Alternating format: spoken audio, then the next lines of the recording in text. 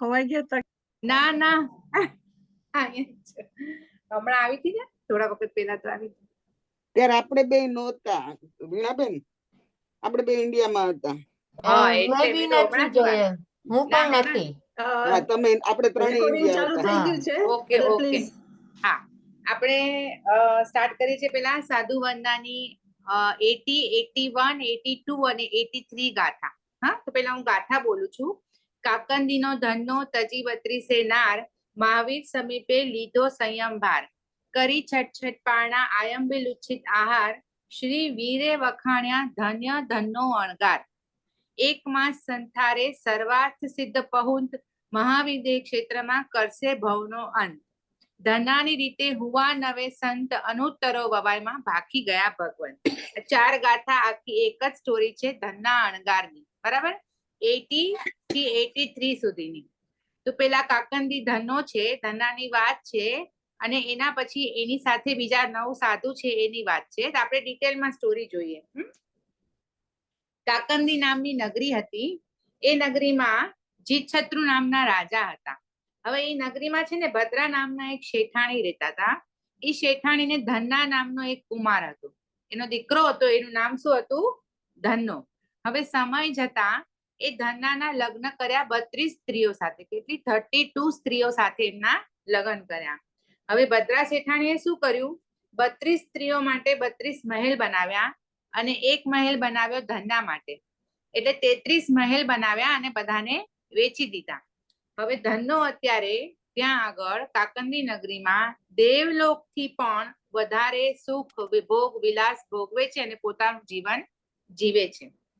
હવે એકવાર બધા જીવોનો ઉદ્ધાર કરે એવા પ્રભુ મહાવીર સ્વામી કાકંદી નગરીમાં પધાર્યા. પોતાના સાધુ સમુદાય સાથે કાકંદી નગરીમાં પધાર્યા. હવે પ્રભુ પધાર્યા હોય તો એ નગરીના કઈ નગરીની વાત છે? કાકંદી નગરી. કાકંદી. હા તો એ પ્રભુની દર્શન કરવા માટે કાકંદી નગરીના રાજા જીતશત્રુ રાજા, બધા રાજાનો પરિવાર, નગરજનો બધા ભગવાનના દર્શન કરવા જાય છે, એમની દેશના સાંભળવા જાય છે. એવી રીતે ભદ્રા શેઠાણી પણ જાય છે, એનો દીકરો ધન્ના કુમાર પણ એના દર્શન કરવા જાય છે, એની દેશના સાંભળે છે. હવે બધા ભગવાનની દેશના સાંભળીને પોતાના ઘરે રવાના થાય છે. પણ ધન્ના કુમારને શું થાય છે? વૈરાગ્ય આવે છે. તો એ વિચારે છે કે મારે દીક્ષા લેવી છે. પણ દીક્ષા લેવા માટે કોની આજ્ઞા જોવે?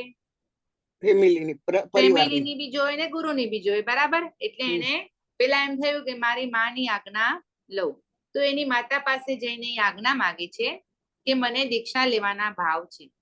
તો માતા દીકરાને સમજાવે છે પણ દીકરો સમજતો નથી. એટલે એને કીધું કે ઉભો રહે એમ કરીને એ રાજા પાસે જાય છે. રાજા કોણ હતા? જીતશત્રુ રાજા. જીતશત્રુ રાજા પાસે જઈને એ કહે છે કે મારો દીકરો છે ધન્ના કુમાર, એને દીક્ષા લેવી છે, દીક્ષાના ભાવ છે. તો દીક્ષા મહોત્સવ કે દીક્ષા કરવા માટે જે કાંઈ જોતું હોય એ તમે થોડુંક મને હેલ્પ કરજો. તો રાજાએ શું કીધું કે હું તમારા ઘરે આવીશ, આવીને હું ધન્ના કુમારને એકવાર સમજાવીશ. જો મને લાગશે કે એના ભાવ એકદમ જ ઉત્કૃષ્ટ છે તો દીક્ષા મહોત્સવ હું ઉજવીશ, એમ રાજાએ કીધું. એટલે રાજા ધન્ના કુમારના ઘરે અને ભદ્રા શેઠાણીના ઘરે આવે છે. રાજા આવીને ધન્ના કુમારને ઘણી લાલચો આપે છે, સંસારના સુખની લાલચો આપે છે, સંયમ જીવનમાં કેટલા કષ્ટ હોય એ બધું કહે છે. કેટલું બધું કહેવા છતાં પણ ધન્ના કુમાર છે એ અડગ રહ્યા, સ્થિર રહ્યા, દ્રઢ રહ્યા, જરા પણ ડગ્યા નહીં, ચલિત થયા નહીં. અને એને કીધું કે મને તો દીક્ષા લેવી જ છે. એમના જેટલા ઉત્કૃષ્ટ ભાવ હતા એ જોઈને જીતશત્રુ રાજાએ એમનો દીક્ષા મહોત્સવ કર્યો. દીક્ષા લીધી કોની પાસે? મહાવીર સ્વામી પાસે, બરાબર? હવે દીક્ષા લીધા એ જ દિવસે એને પ્રભુ મહાવીર સ્વામી પાસે એવી પ્રતિજ્ઞા કરી કે હું યાવત જીવન એટલે જ્યાં સુધી હું જીવું છું ત્યાં સુધી છઠના પારણે છઠ કરીશ. છઠ એટલે 2 ઉપવાસ, બરાબર? છઠના પારણે છઠ કરીશ. આમાં છે ને બીજી ગાથા, કરી છઠ છઠ પારણા આયંબિલ ઉચિત આહાર, આવ્યું ને? હા. એટલે કે હું છઠના પારણે છઠ કરીશ. 2 ઉપવાસનું પારણું હોય તો પારણા દિવસે સવારે મગ, પૂરી, રાબ, ગોળનું પાણી બધું જ આપણે વાપરીએ, બરાબર ને? 2 ઉપવાસનું પારણું છે. પણ અહીંયા એમણે શું કર્યું કે છઠના પારણે હું છઠ કરીશ, પણ પારણામાં હું શું લઈશ? આયંબિલમાં વપરાય એવો આહાર લઈશ. અને એ બી કેવો? ઉચ્છિત. ઉચ્છિત એટલે શું?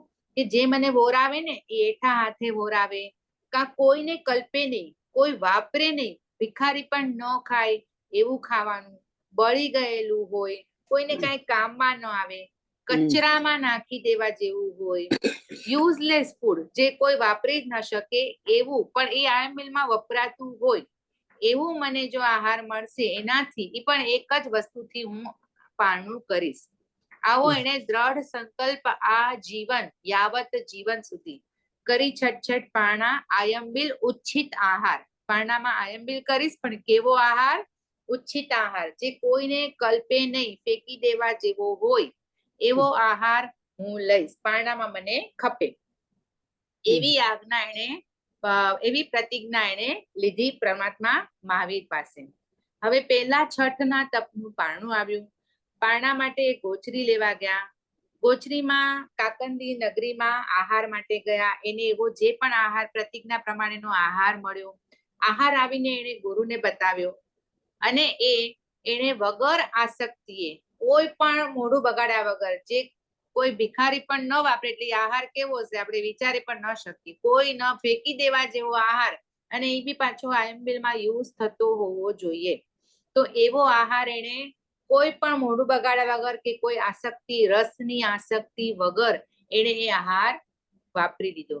આવી રીતે હર છઠના પારણે એ ગોચરી લેવા જાય તો ક્યારેક એને આંબિલનું આવું ન બી મળે, ક્યારેક મળી જાય, ક્યારેક એને પાણી ન મળે, જે પણ ન મળે, પાણી ન મળે, ક્યારેક આહાર ન મળે, તો પણ ક્યારેય એમણે મોઢા પર, એને ફેસ પર દેખાય નહીં કે મને આજે નથી મળ્યું. જે મળે એ વાપરી લે, અને આવી રીતે પોતાની જે તપ કરતા હતા એ ચાલુ રાખ્યો.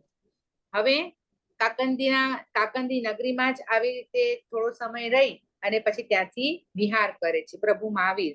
એની સાથે ધનના અણગાર પણ, બધા સાધુઓ પણ વિહાર કરે છે. ભગવાનની સાથે સાથે રહી એમણે કઈ જ્ઞાન તો હતું નહીં વધારે, કારણ કે હજી તો હમણાં જ દીક્ષા લીધી, એટલે તો સાથે સાથે રહીને એને સામાયિક થી માંડીને 11 અંગ સૂત્રનું જ્ઞાન લીધું. આપણા આગમમાં 32 આગમ છે, ખબર છે ને? 32 આગમ છે, એને આપણે 4 ભાગમાં ડિવાઈડ કર્યા હોય છે. 11 અંગ સૂત્ર, 12 ઉપાંગ સૂત્ર, 4 મૂળ સૂત્ર, 4 છેદ સૂત્ર, 5 ભાગમાં ડિવાઈડ થાય છે, સોરી. અને છઠ્ઠું, પાંચમું આવશ્યક સૂત્ર, એટલે જે આપણે સામાયિક પ્રતિક્રમણ કરીએ ને એ આવશ્યક સૂત્ર. આવી રીતે આપણા આગમ 32 છે, કાઉન્ટ કરી લેજો. 11 અંગ સૂત્ર, 12 ઉપાંગ સૂત્ર, 4 મૂળ સૂત્ર, 4 છેદ સૂત્ર અને 1 આવશ્યક સૂત્ર. આવી રીતે આપણા 32 આગમને 5 ભાગમાં ડિવાઈડ કરવામાં આવે છે. તો અહીંયા આગળ કાકંદી આ ધનના અણગારે કેટલા અભ્યાસ કર્યો? 11 અંગ સૂત્રનો, સામાયિક થી માંડીને 11 અંગ સૂત્રનો અભ્યાસ કર્યો. હવે શરીર કેવું થઈ જાય? આયંબિલ આહાર, આયંબિલ નો ખાય, 2 ઉપવાસ કરે, આવો ન વાપરવા જેવો આહાર ખાય, શરીર કેવું થઈ જાય? શુષ્ક થઈ જાય. પણ તેજ કેવું હોય તપનું? તપને કારણે એના તેજ ખૂબ હતું, પણ શરીર શુષ્ક થઈ ગયું. આમ કહેવાય ને લોહી માંસ વિનાનું, લોહી માંસ નહીં, હાથ પગ તો સાવ લાકડી જેવા થઈ ગયા એકદમ જ. પછી એને સુકાઈ જાય ને આખું શરીર. તમારામાં લોહી માંસ કાંઈ ન હોય તો કેવું થઈ જાય? એવું લોહી માંસ વિનાનું લુખ્ખું સૂકું શરીર થઈ ગયું હતું. એમાંથી પણ એ હલન ચલન કરે, કારણ કે ચાલવું તો પડે, ઉઠવું બેસવું પડે, બોલવું પડે, આ બધી ક્રિયા તો કરવી જ પડે ને, એના સિવાય તો ના ચાલે. તો એ બધી ક્રિયા કરે, પણ પોતાના મનોબળથી, શરીરની શક્તિ હતી નહીં, પણ પોતાનું આત્મબળ, તપના તેજના કારણે એ કરી શકતા. જો ચાલે ને તો આપણા સૂકા પાંદડા આપણે હલાવીએ તો કેવો અવાજ આવે? સૂકા લીવ્સ હલે, આપણા હાડકામાં કડકડ અવાજ આવે. એવી રીતે ઈ પણ ચાલે ને તો કડ કડ કકડભૂજ અવાજ આવતો હતો. એટલા ખાલી હાડકા જ હતા, કારણ કે લોહી માંસ હતું જ નહીં શરીરમાં. તો એમના હાડકા એટલા બધા એવા સુકાઈ ગયા હતા કે ચાલે ને તો પણ અવાજ આવતો હતો.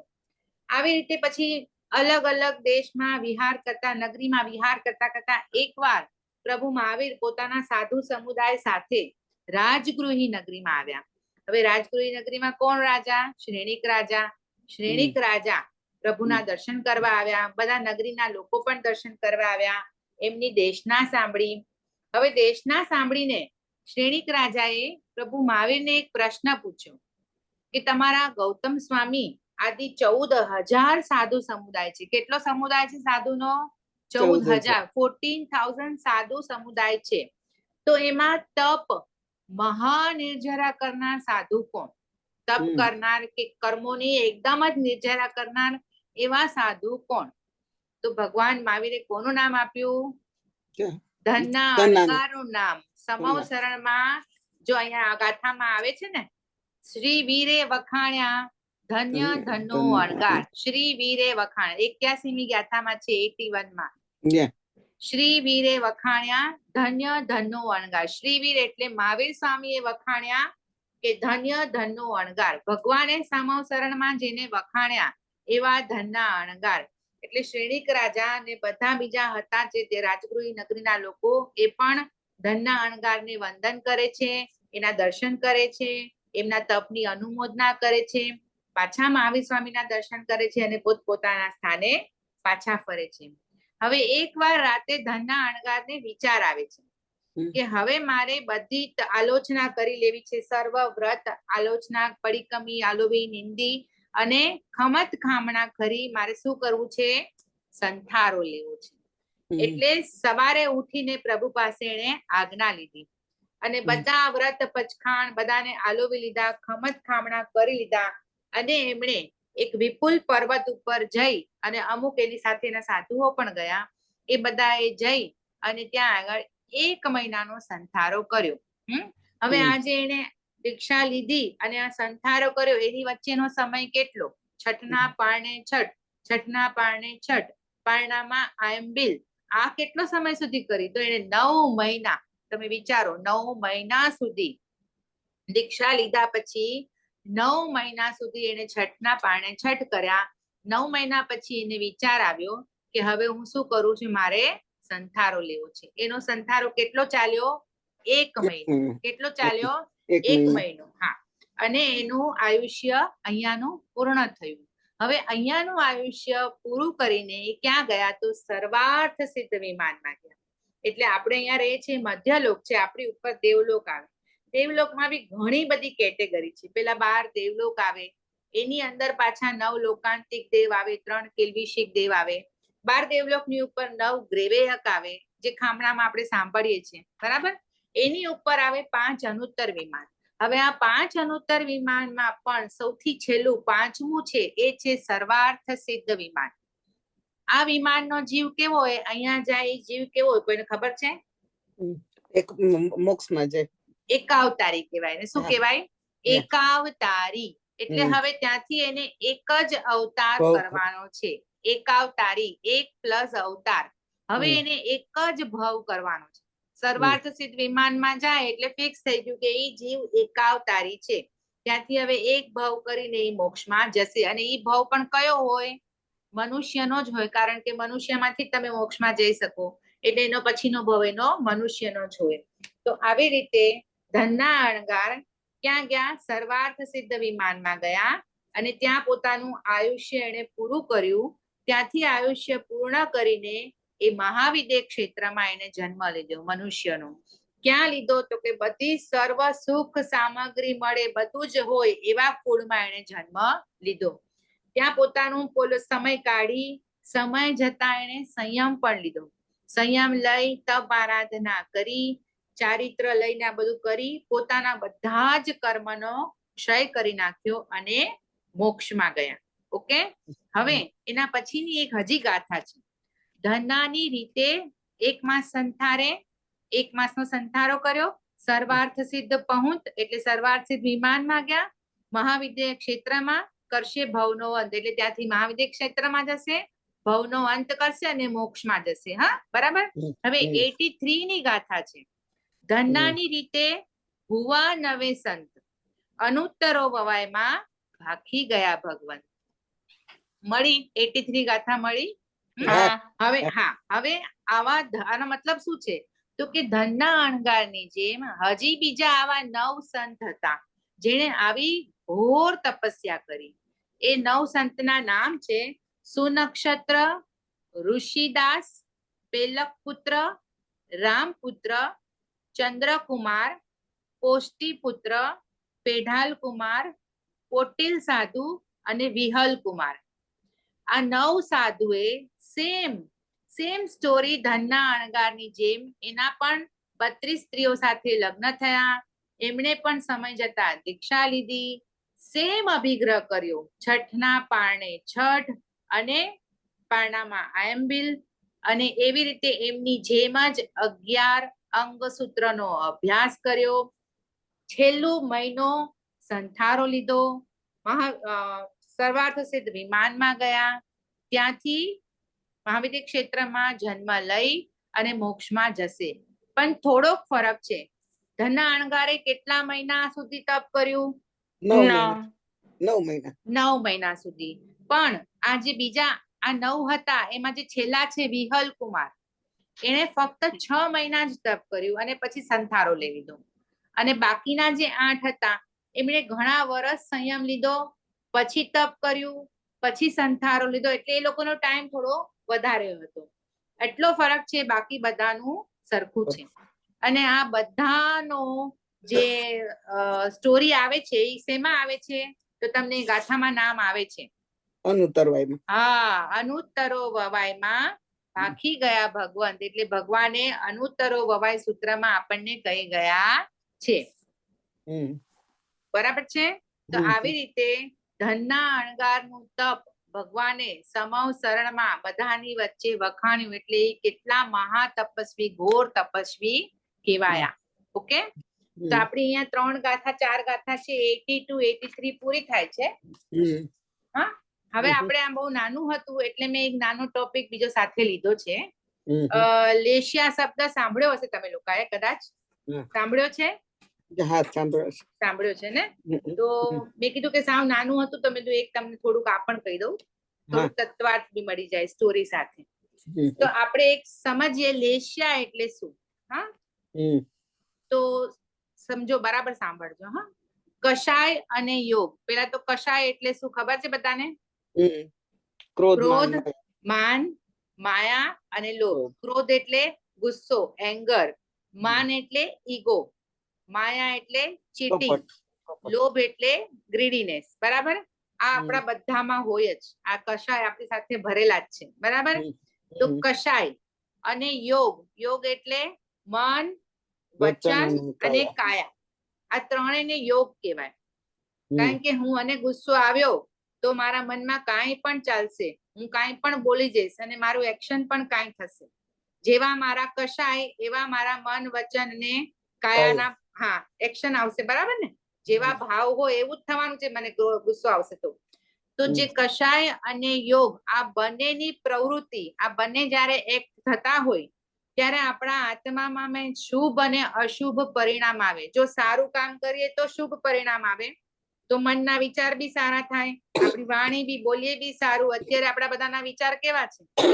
ઉત્તમ, સારા છે. આપણે બધાના કોઈના અત્યારે મનમાં નથી કોઈ ક્રોધનો ભાવ, કોઈ નથી. બધાનો ભાવ અત્યારે ધર્મનો છે.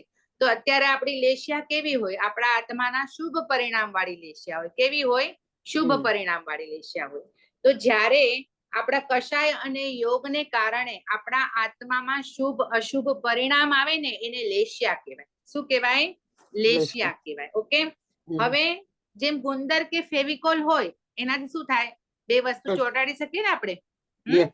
એવી રીતે આ આપણે લેશિયા છે ને, એ કર્મોને આત્મા સાથે ચોંટાડવાનું કામ કરે છે. કારણ કે હવે એટલે એનો બેઝ શું થયો આપણો? ચોંટાડવાનું કામ કરે છે. એનો મેઇન, એનો મૂળ આધાર કયો આવ્યો? તો આપણા કષાય અને એ બધું. બરાબર, એને કારણે થાય છે ને. હવે જો સપોઝ એક રાગ, રાગ એટલે જે પણ મને બહુ વસ્તુ ગમતી હોય એના પ્રત્યે મને આસક્તિ ભાવ આવે. એ પણ એક પ્રકારનું આપણું બદલાય ભાવ આપણા. એનાથી પણ મને ગમે છે એ વસ્તુ પર આસક્તિ ભાવ. પછી દ્વેષ, મને નથી ગમતું એ વસ્તુ પર મને ગુસ્સો, ક્રોધ એ આવી જાય. પછી મોહ, મોહ આપણી 5 ઇન્દ્રિય છે. કઈ છે? શ્રોતેન્દ્રિય, ચક્ષુેન્દ્રિય, ઘ્રાણેન્દ્રિય, રસનેન્દ્રિય અને સ્પર્શેન્દ્રિય. આ 5 ઇન્દ્રિયથી આપણને બધી વસ્તુનું આકર્ષણ થાય ને. અહીંયાથી મ્યુઝિક ગમે છે કે આ અવાજ કર્કશ છે, નથી ગમતો. આ કલર જોવો ગમે છે કે આ વસ્તુ જોવી મને નથી ગમતી. આ સ્મેલ ગમે છે કે નથી ગમતી. આ ટેસ્ટ ગમે છે કે નથી ગમતું. આ ટચ આમાં નથી ગમતી. આ ચાદર બરાબર નથી. આ પીલો બરાબર નથી. આ બધું આપણો સ્પર્શ, ટચ. તો આ બધાનું આપણને આકર્ષણ છે ને 5 ઇન્દ્રિયોનું. તો આ બધાને કારણે આપણા ભાવ બદલાતા જાય. જેવા આપણા ભાવ બદલાય એવી આપણી લેશિયા પણ બદલાય. ઓકે, હવે આ લેશિયાના મેઇન 2 ભાગ છે. કેટલા ભેદ છે? 2 ટાઈપ્સ ઓફ લેશિયા છે. એક છે ભાવ લેશિયા અને એક છે દ્રવ્ય લેશિયા. ભાવ લેશિયા એટલે સમજાય છે કે હાર્ડ લાગે છે? ના ના સમજાય છે. હા, ભાવ લેશિયા એટલે શું? તો જ્યારે આપણું કષાય અને યોગ થી આપણો આત્મામાં જે કાંઈ થાય ને ચેન્જીસ, અંદર જે ચેન્જ થાય ને એને ભાવ લેશિયા કહેવાય. અને જે આત્મામાં ચેન્જ થાય એને કારણે આપણી આજુબાજુ એના પૂતગલ બની જાય, વસ્તુ બની જાય, લેયર બની જાય. ઓકે, એ રૂપી છે, એ જોઈ શકાય. કોઈ લબ્ધિધારી હોય એ આપણી લેશિયા જોઈ શકે. અહીંયા બોર્ડર બને. ઓકે, અહીંયા લેશિયાની બોર્ડર બને. આપણે ન જોઈ શકીએ, પણ જે લબ્ધિધારી સાધુ હોય એને ખબર પડે કે આ જીવની લેશિયા કેવી છે. ઓકે, તો એને કલર્સ હોય અલગ અલગ. તો જેવા આપણા આત્માના ભાવ બદલાય તો એવી આપણી અહીંયાના કલર્સ બદલાય. તો જે અંદર જે બદલાય છે ને એને ભાવ લેશિયા કહેવાય. અને અહીંયા જે બદલાય ને એને દ્રવ્ય લેશિયા કહેવાય. કારણ કે દ્રવ્ય એટલે જોઈ શકાય છે, બરાબર? વસ્તુને જોઈ શકાય છે, અંદરનું જોઈ ન શકાય એટલે એને ભાવ લેશિયા કહેવાય. અને જે તમને અહીંયાથી બદલાય છે, તમારે ખબર છે વિક્સ વેપોરબની એડવર્ટાઇઝ આવે એમાં બચ્ચાની આજુબાજુ એલું કવર બની જાય એવું આવે, લેયર જેવું. કદાચ છોકરાની આજુબાજુ એડવર્ટાઇઝમાં જોયું હોય તો ખ્યાલ હશે. એની આજુબાજુ એક લેયર બનીને દેખાડે છે ટીવીમાં ક્યારેક. તો એવી રીતે આપણી પણ આજુબાજુ અહીંયા લેયર બની જાય છે, એ લેશિયાનું લેયર. જેવા આપણા અંદરના ભાવ હોય એ પ્રમાણે આપણી લેશિયા બદલાતી રહે છે. સમજાણું આટલું બરાબર? હા હા. હવે તો દ્રવ્ય લેશિયા, ભાવ લેશિયા, પણ બધી લેશિયાના નામ એક જ છે. લેશિયા ટોટલ કેટલી છે? તો 6 છે. કેટલી લેશિયા છે? લેશિયાના ટાઈપ 2 છે. એક ભાવ લેશિયા, એક દ્રવ્ય લેશિયા. પણ એ બંનેની ટાઈપ્સ કેટલા? તો 6 જ કોમન છે એ બંને વચ્ચે. જેને પ્રતિક્રમણ આવડતું હશે અને ચોથા શ્રમણ સૂત્રમાં આવે 6 હિમ લેસાહિમ. કિન લેસાય, નીલ લેસાય, કાઉ લેસાય, તેઉ લેસાય, પૌ લેસાય, સુક લેસાય. સાંભળ્યું તો હશે, પ્રતિક્રમણમાં સાંભળ્યું છે આ? હા, તો કિન લેસાય એટલે કૃષ્ણ લેશિયા. પેલી લેશિયાનું નામ છે કૃષ્ણ લેશિયા. બીજી લેશિયાનું નામ છે નીલ લેશિયા, નીલ. ત્રીજી લેશિયાનું નામ છે કાપોત લેશિયા. ચોથી તેજો લેશિયા. પાંચમી પદ્મ લેશિયા અને છઠ્ઠી શુક્લ લેશિયા. આ 6 લેશિયાના નામ છે. તમે પછી ફરીથી લખવા હોય તો ઓડિયો સાંભળીને લખી લેજો. એટલે આ 6 પ્રકારની લેશિયા છે. હવે જ્યારે અંદરની દ્રવ્ય ભાવ લેશિયા હોય ને ત્યારે એને કોઈ કલર ન હોય, બરાબર? પણ જ્યારે એ ભાવનું રિએક્શન થાય ત્યારે આપણી આજુબાજુ જે લેશિયા, દ્રવ્ય લેશિયા બની જાય ને તો એ લેશિયાના કલર હોય. એનો વર્ણ પણ હોય, એનો ગંધ પણ હોય, એનો રસ પણ હોય અને સ્પર્શ પણ હોય. લેશિયાને વર્ણ, ગંધ, રસ અને સ્પર્શ હોય. વર્ણ એટલે કલર, વર્ણ. ગંધ એટલે એની સ્મેલ પણ હોય. રસ એટલે એનો ટેસ્ટ પણ હોય કે કેવી હશે. અને એનો સ્પર્શ એટલે એનો સ્પર્શ પણ હોય કે લેશિયાનો ટચ કેવો હશે. ઓકે, કારણ કે વર્ણ રૂપી છે ને. રૂપી એટલે જે વસ્તુ દેખાય એને બધાને શું કહેવાય? રૂપી કહેવાય. જે રૂપી વસ્તુ હોય એને વર્ણ, ગંધ, રસ, સ્પર્શ હોય. આપણો આત્મા અરૂપી છે તો એને વર્ણ, ગંધ, રસ, સ્પર્શ ન હોય, બરાબર? તો આ દ્રવ્ય લેશિયા છે એ રૂપી છે તો એને વર્ણ, ગંધ, રસ અને સ્પર્શ હોય. તો સૌથી પહેલી છે કૃષ્ણ લેશિયા. હવે એનો વર્ણ એટલે રંગ કેવો છે? તો કે કાજળ કરતા, કાજલમાં આપણે કરીએ ને એનાથી પણ કાળો. પછી બીજી છે નીલ લેશિયા. નીલ કેવી છે? તો કે રત્ન જેવો લીલો. નીલ રત્ન જેવો લીલો કલર છે. બધી લેશિયાના કલર હોય. એના પરથી આપણને ખબર પડે કે આ સામેવાળા જીવના ભાવ કેવા. આપણને તો ન ખબર પડે, જે જોઈ જેને લગતી હોય ને ખબર પડતી હોય એ સમજી જાય કે આના આત્માના ભાવ કેવા છે.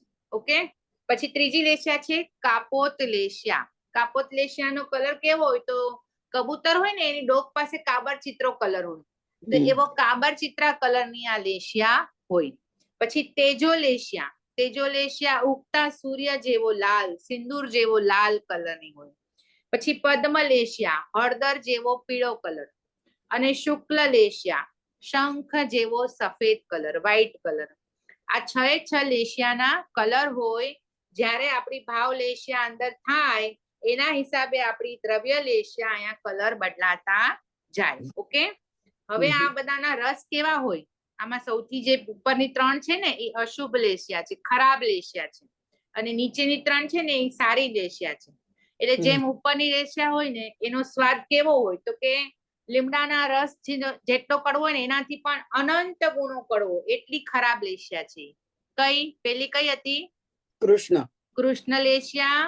એના પછી નીલ લેશિયા, કાપોત લેશિયા, તેજો લેશિયા, પદ્મ લેશિયા અને શુક્લ લેશિયા.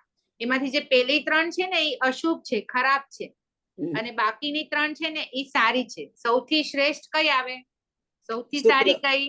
શુક્લ લેશિયા. શુક્લ લેશિયા. હા, શુક્લ લેશિયા સૌથી સારી. તો આપણે વર્ણ બધાના જોઈ લીધા. વર્ણ બધાના ખબર પડી ગઈ, કલર બધાના ખબર પડી ગઈ. હવે બધાનો રસ કેવો છે, આ લેશિયાનો રસ કેવો છે?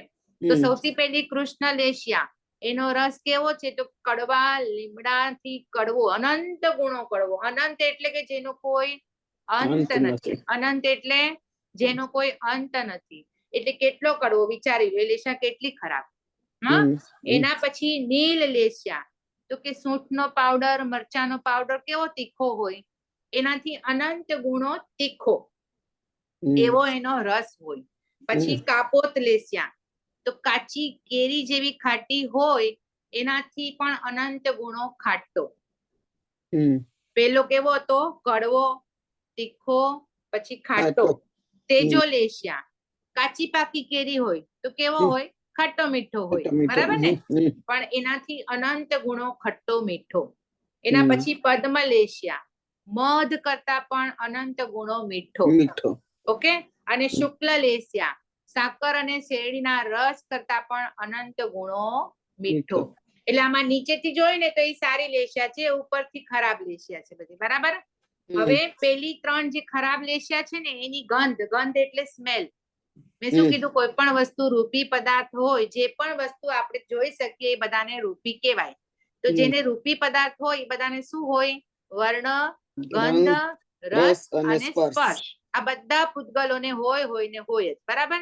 તો આ લેશિયા છે એ બી એક પૂતગલ છે, એટલે એને વર્ણ, ગંધ, રસ, સ્પર્શ હોય. તો આપણે વર્ણ જોઈ લીધો, આપણે ગંધ રસ જોઈ લીધો. હવે ગંધ, તો પેલી 3 લેશિયા, કૃષ્ણ લેશિયા, નીલ લેશિયા અને કાપોત લેશિયા. હવે એની ગંધ કેવી હોય તો કે મરેલા સર્પની ગંધ કેવી હોય? એનાથી અનંત ગુણી અશુભ અને ગંદી વાસ આવે એવી લેશિયા હોય. કારણ કે ત્યારે એના ભાવ ગંદા હોય, એટલે એની લેશિયાના ગંધ પણ એવી હોય. અને નીચેની 3 લેશિયા એટલે તેજો લેશિયા, પદ્મ લેશિયા અને શુક્લ લેશિયા, તો કે સુગંધી જે ફૂલ હોય એની સુગંધ કેવી હોય? એનાથી અનંત ગુણી સારી, એટલી સરસ લેશિયાની આની ગંધ હોય. ઓકે, અને પેલી 3 લેશિયાનો સ્પર્શ, સ્પર્શ કેવો હોય તો ખરબચડો, કર્કશ. કેવો સ્પર્શ હોય? ખરબચડો. અને નીચેની 3 લેશિયાનો સ્પર્શ કેવો હોય? સુવાળો. કેવો હોય? સ્મૂથ હોય. હવે આને હું આ લેશિયાને સમજાવવા માટે આપણે એક્ઝામ્પલ જોઈએ. 6 ફ્રેન્ડ હતા. હા, તમે કદાચ સાંભળ્યું હશે. આ 6 ફ્રેન્ડ હતા, એ લોકો જંગલમાં જતા હતા અને એક જાંબુનું ઝાડ આવ્યું. સાંભળ્યું છે કોઈએ? ના, નથી સાંભળ્યું. ઓકે, તો એક જાંબુનું ઝાડ આવ્યું. હવે 6 મિત્રોના તમે ખાલી વિચાર સાંભળો, એ પ્રમાણે તમારે એની લેશિયા વિચારવાની, બરાબર? હવે 6 ફ્રેન્ડોને ભૂખ લાગી, રસ્તામાં જાંબુનું ઝાડ આવ્યું. તો સૌથી પહેલો ફ્રેન્ડ શું કહે છે? આખા ઝાડને જળમૂળમાંથી ઉકાળી નાખીએ. હા, જાંબુ ખાવા માટે આખા ઝાડને શું કરવાનું? જળમૂળમાંથી ઉખાડી નાખીએ. તો બીજો ફ્રેન્ડ એમ કહે છે કે અરે આખું ઝાડ તોડવાની શું જરૂર છે? મોટી જે બ્રાન્ચ હોય એ તોડી નાખીએ. હા, તો ત્રીજો ફ્રેન્ડ કે છે કે આટલી મોટી બ્રાન્ચ શું તોડવાની જરૂર છે, નાની બ્રાન્ચ તોડશું તો પણ આપણને જાંબુ તો મળશે જ. હા, તો ચોથો કે છે કે બ્રાન્ચ તોડવાની જરૂર જ શું કામ છે, જાંબુનો ગુચ્છો તોડી લો. તો પાંચમો કે છે કે જાંબુનો આખો ગુચ્છો શું કામ તોડવો છે, જેટલા જાંબુ જોવે છે એટલા જ તોડો. તો છઠ્ઠો કે છે કે શું કામ તોડવા છે, નીચે કેટલા બધા પડ્યા છે એ જ ખાઈ લો. બધાના ભાવ કેવા છે. સૌથી પહેલો જે છે જેને આખું ઝાડ તોડવાનું કહી દીધું જળમૂળમાંથી, એ કઈ લેશિયા થઈ, કઈ લેશિયા થઈ, કૃષ્ણ લેશિયા. બીજો કે છે કે મોટી ડાળી તોડી, તમને સમજાવવા માટે કે માણસના જેવા ભાવ હોય ને એ પ્રમાણે આપણી બદલાય. જે બીજો કે છે કે મોટી ડાળી તોડી નાખીએ ઈ નીલ, નીલ લેશિયા. નાની ડાળી તોડવાનું કે છે ઈ કપોત, કપોત. હા, એના પછી જે કે છે ઝુમકું તોડી નાખીએ તેજો લેશિયા. તેજો લેશિયા. ઝુમખું નહીં, જેટલા જોવે છે એટલા જ જાંબુ તોડીએ. પદ્મ લેશિયા. અને શુક્લ લેશિયા વાળો જે જીવ છે એ શું કે છે, નીચે પડેલા કેટલા બધા પડ્યા છે એમાંથી આપણું પેટ ભરાઈ જાય, શું કામ તોડવું છે. તો આ એક સમજાવવા માટે એક એક્ઝામ્પલ છે જાંબુના ઝાડનું. તમારી પાસે ક્યારે, મારી પાસે એક બુકમાં ફોટો છે, હું તમને રેખાબેનને કોઈને મોકલાવી દઈશ, તો તમને ફોટો જોજો તમને આઈડિયા આવશે કે બધાના ભાવ કેવા છે. ઓકે, એટલે 6 લેશિયા વાળા જીવોના ભાવ કેવા હોય. તો જે કૃષ્ણ લેશિયા વાળો જીવ હોય ને એ સાવ આવો છે ને હિંસા વાળો જ હોય, એને હા હિંસા વાળો હોય. કૃષ્ણ લેશિયા વાળો જીવ કેવો હોય, હિંસા કરવા વાળો હોય, દુષ્ટ વ્યવહાર કરવા વાળો હોય. એના કશાય કેવા હોય, કશાય એટલે શું, સૌથી પહેલા મેં કીધું કે કશાય એટલે શું, ક્રોધ, માન, માયા, મોહ, લોભ. ક્રોધ, માન, માયા અને હા. લોભ. એના કશાય કેવા હોય તો તીવ્રતમ. તીવ્ર એટલે એકદમ, તીવ્રતમ એટલે એમાં સૌથી વધારે એવા. એમ જો બધાના અલગ અલગ કશાય હશે. કૃષ્ણ લેશિયા વાળો જીવ છે એના કશાય કેવા છે, તીવ્રતમ એટલે સૌથી વધારે એના કશાય છે. એ શું કરતો હોય, બધા આશ્રવ, ચોરી છે, હિંસા છે, પરિગ્રહ છે, અસત્ય બોલવું, બધું જ કરે. કોઈ પણ ખોટું કામ કરતા ડરે નહીં, હત્યા કરવી હોય તો પણ ન ડરે. એવા પ્રકારનો જીવ, મન વચન કાયાથી એકદમ અસંયમી. એવા કૃષ્ણ લેશિયા વાળાના જીવના ભાવ એવા હોય. બરાબર. હવે એના પછી આવ્યું નીલ લેશિયા. હવે નીલ લેશિયાના કશાય કેવા હોય તો તીવ્રતર. સૌથી પહેલા કૃષ્ણ લેશિયાના કેવા હતા, તીવ્રતમ. કશાય એટલે ક્રોધ, માન, માયા, લોભ. જે કૃષ્ણ લેશિયા વાળો છે એના એકદમ જ હાઈ, તીવ્રતમ. હવે એનાથી ઉતરતા નીલ લેશિયા વાળાના તીવ્રતર, તર.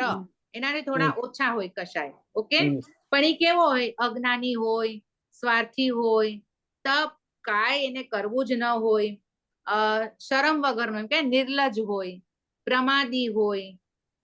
એવા જે જીવ એના પરિણામ હોય. નીલ લેશિયા વાળાના જીવના આવા પરિણામ હોય. ઓકે, એના પછી ત્રીજી કાપોત લેશિયા. કાપોત લેશિયા વાળાના કશાય કેવા હોય તો તીવ્ર. સૌથી પહેલા તીવ્રતમ, એના પછી તીવ્રતર. હવે ત્રીજી લેશિયા વાળાના તીવ્ર. હા, તીવ્ર. હવે ઈ કેવા હોય, એના સ્વભાવમાં નાની નાની વાત પર ગુસ્સો આવે, બીજાની નિંદા કરે, પોતાના વખાણ ગમે પણ બીજાનું વાટવું હોય, બીજાની નિંદા કરવી હોય, ચાડી ચુગલી કરવી હોય, એવા બધા પરિણામ. હા, આપણા જેવા. તો આ બધા ત્રીજી કાપોત લેશિયા કહેવાય એને.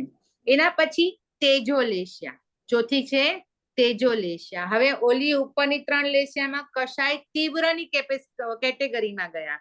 હવે નીચે આવશે ને તો કેટેગરી બદલાશે. એના કશાય મંદ. મંદ એટલે થોડા. કશાય કેવા છે એના, મંદ. તીવ્ર એટલે અતિશય અને મંદ એટલે ઓછા. તો ચોથી લેશિયા વાળાના પરિણામ કેવા હોય, કશાયના મંદ હોય. હા, એને છે ને એ થોડા વિવેક વાળા હોય. કર્તવ્ય મારું છે કે મારી ફરજ શું છે એ એને ખબર પડે. પછી દયાદાન કરે, સારા ખરાબની સમજ હોય, તપમાં ભાવ તો હોય, તપ કરવાના ભાવ હોય, ધર્મ પ્રત્યે શ્રદ્ધા હોય. આવા જીવ હોય ને એ બધા તેજો લેશિયા વાળા જીવ કહેવાય. ઓકે, એના પછી આવે પદ્મ લેશિયા વાળો જીવ. જે મોલામાં કશાયમાં તીવ્રતમ, તીવ્રતર, તીવ્ર, એવી રીતે આમાં તમારા કશાય ઓછા થતા મંદ. હવે મંદતર એટલે એનાથી પણ ઓછા, મંદ કરતા પણ ઓછા એટલે મંદતર.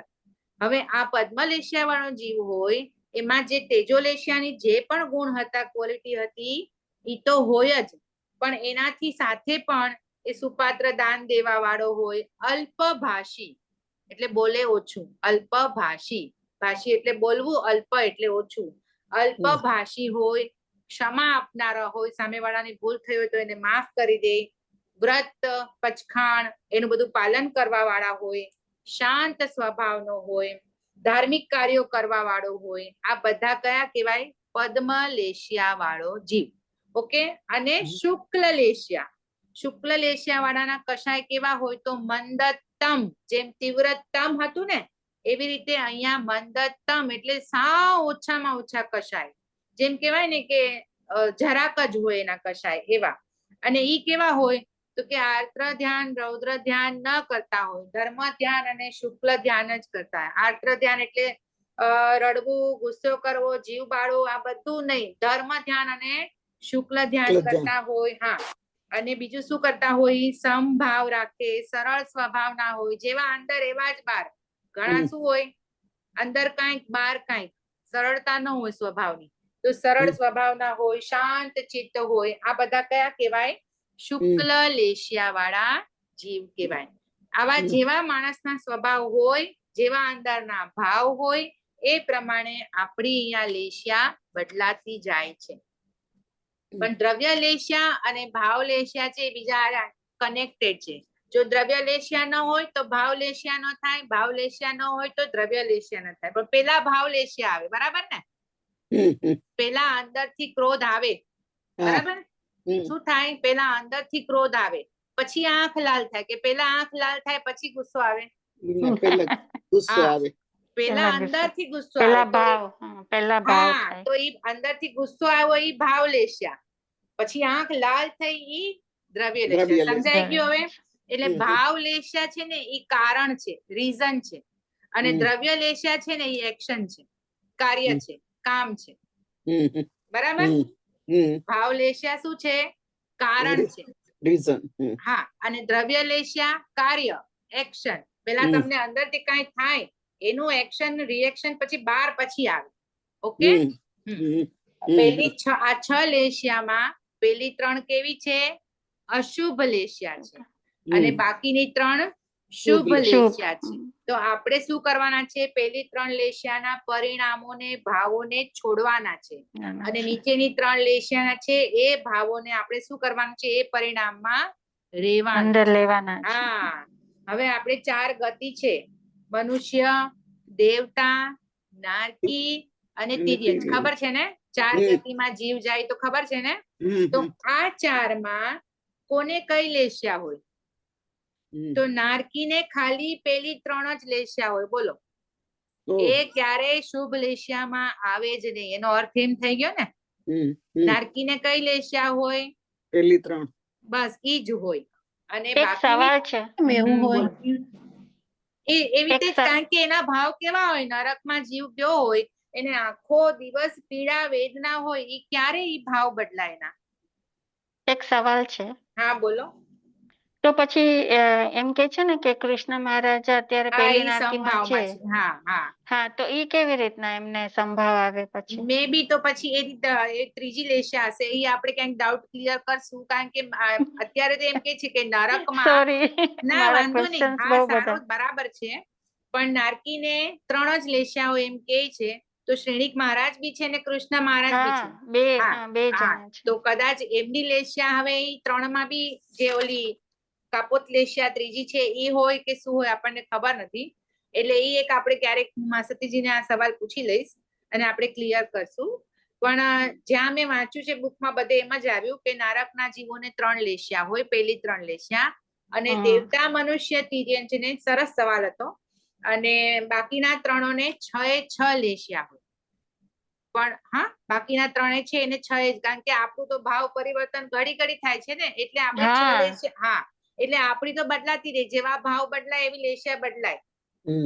એટલે અને આપણે કહેવાય સંભાવમાં કેમ નથી રહી શકતા? હું કેટલી ટ્રાય કરું છું પણ હું રહી જ નથી શકતી. સંસારમાં રહીએ છીએ ને એટલે સંસારમાં રહીએ છીએ એટલે સંભાવ આપણામાં કશાય ભરેલા છે ને, ગમે એટલું કરો ક્રોધ માન માયા લોભ ભરેલા જ છે. તો આપણું ક્યાંય ને ક્યાંય આપણે શું કહેવાય આપણું હલી બની જાય જાય. સંભાવ, હમ. ન રહી શકીએ એમાં. એટલે તો ખાલી 48 મિનિટની સામાયિક કેમ કીધી છે? વધારે નહીં, 47 નહીં, 50 નહીં, 52 નહીં, કેમ 48 જ કીધી છે? કારણ કે ઘડી.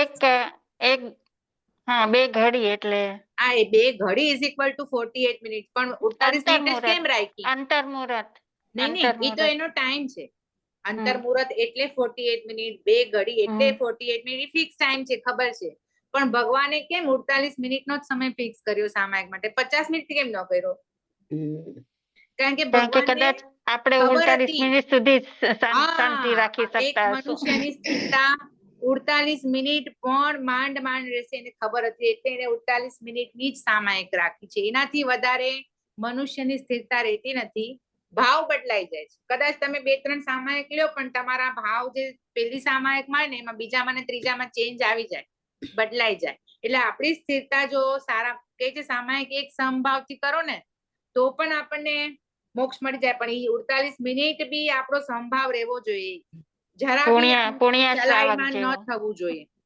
પણ પુણ્ય એ પોસિબલ જ શ્રાવક નથી આપણા માટે, પોસિબલ જ નથી.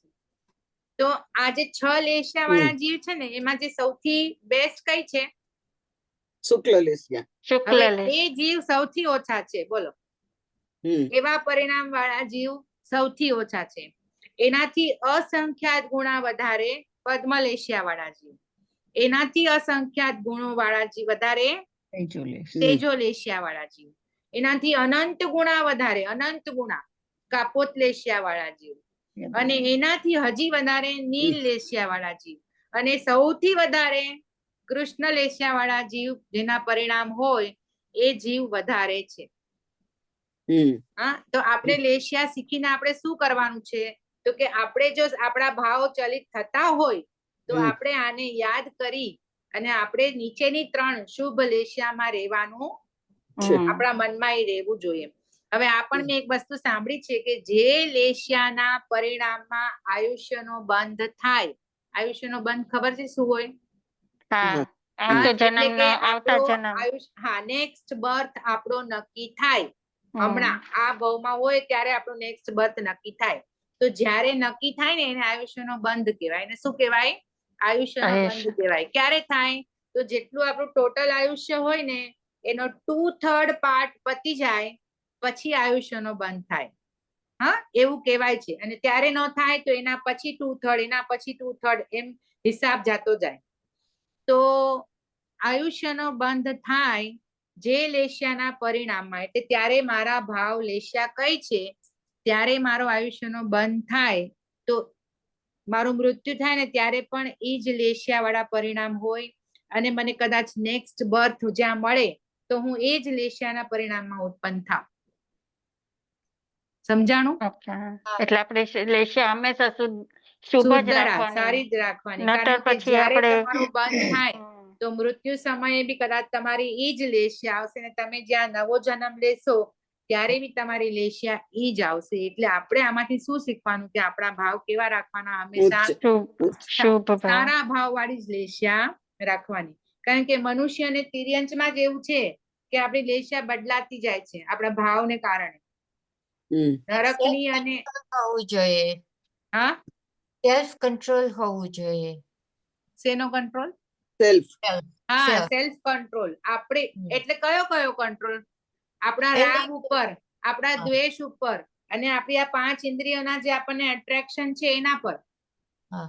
આપણો જે બધું ગમે છે એના પર કંટ્રોલ, આપણને ગુસ્સો આવે છે એના પર કંટ્રોલ, અને બધી જે આપણે સાંભળવાનું, જોવાનું, સ્મેલ, ખાવાનું ને ટચ, આ જે 5 ઇન્દ્રિયના 23 વિષય છે એનું જે એટ્રેક્શન છે એ એટ્રેક્શન પર કંટ્રોલ. એ તરત ન આવે પણ ધીમે ધીમે આપણે શીખીએ, સમજીએ, એને આચરણ ઇમ્પ્લિમેન્ટ કરીએ તો ધીમે ધીમે થાય. એવું કઈ નથી ન થાય, ભલે 100% ન થાય પણ થોડો બી ચેન્જ આવે તો આપણી લેશિયામાં ફરક તો આવે જ 100%. એક સાથે તમે બધો ચેન્જ તો ન લાવી શકો. પણ હમ, ધીમે હમ. ધીમે એમાં ચેન્જ જેમ જેમ શીખતા જાઓ અને જેમ જેમ એને આચરણમાં મૂકો, મેઇન તો આચરણ જરૂરી છે. હમ. બધું ખબર હોય પણ ખબર હોય છતાં પણ આપણે એને જીવનમાં ન ઉતારીએ તો ચેન્જ નહીં આવે. હા. અને હમ. આપણી લેશિયા તો સ્વભાવ આપણો હર અડધો કલાકે બદલાઈ જાય છે. ક્યારેક ક્રોધ વાળો, ક્યારેક શાંત સ્વભાવ, ક્યારેક ઈચ્છા વાળો, કાંઈ જોવે છે. આ બધામાં ચેન્જ. તો જેમ જેમ આપણામાં ચેન્જ આવે છે એમ આપણી લેશિયા તો હર 48 મિનિટ અંતર મુહૂર્તે બદલાતી રહે છે. કારણ કે આપણી ભાવ લેશિયા બદલાય એવી રીતે આપણી દ્રવ્ય લેશિયા બદલાતી જાય છે. એટલે આપણે મેઇન છે એ આપણામાં સેલ્ફ કંટ્રોલ. તમે કીધું બરાબર છે, આપણે આપણામાં ચેન્જ લાવવાની જરૂર છે. અને ઓલો એક ક્વેશ્ચન છે એ આપણે તૃપ્તિબેન હું જાણી લઈશ કે નરકના જે આ જીવો છે એનું કેવી રીતે છે એનું આપણે સોલ્યુશન જોઈ લઈશ. બાકી તમને આમાં લેશિયામાં કઈ ડાઉટ બીજો? ના. હા, અને ના. જાંબુના ઝાડ વાળી સ્ટોરી છે ને એનો ફોટો છે એ હું તમને મોકલાવી દઈશ રેખાબેન. તો તમે ઓકે. એકવાર તમારા ગ્રુપમાં નાખી દેજો એટલે બધાને આઈડિયા આવે. ચોક્કસ, જરૂર. Thank you.